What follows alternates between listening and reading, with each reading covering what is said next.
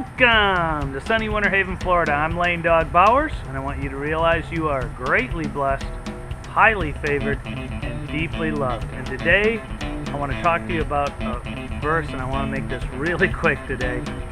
John 15:5, which says, I'm the vine, you are the branches. He who abides in me, and I in him, bears much fruit, for without me, you can do nothing.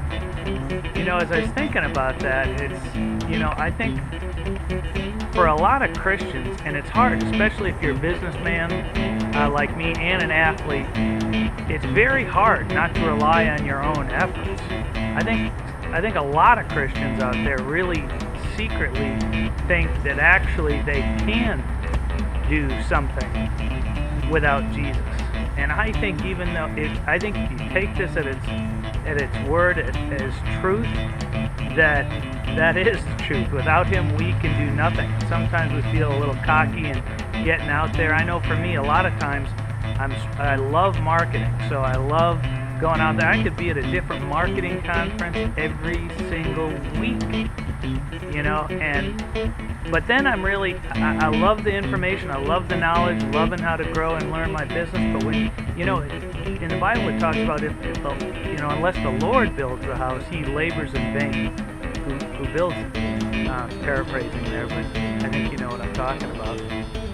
And I think the Lord is a gentleman. He is not going to force his unmerited, undeserved, and unearned favor on you.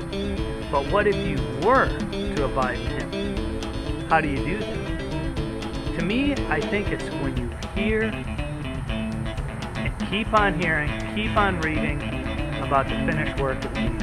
The only other time I remember about it, kind of a light into abide in me and I in him, is I know that later on Jesus talks about he who eats my flesh and drinks my blood abides in me and I in him.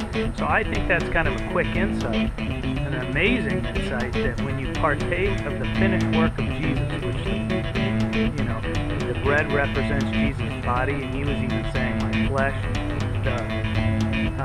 the wine represents Jesus' blood shed for us. I think whenever we feed on that kind of word that brings Christ out of the scriptures, and we actually rely on it, that is the time when we can receive freely his unmerited, undeserved, and unearned favor. So if there's any place where you feel that you could have more of God's blessings, I challenge you to feed on his word, on what he says about that.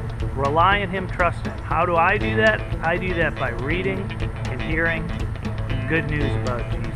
You know what I mean? And I think the other thing that's a lot easier, well, it's not easy, it's not even natural to do, but I'm convinced there's supernatural power when we thank Jesus, when we are thankful, and then we praise him.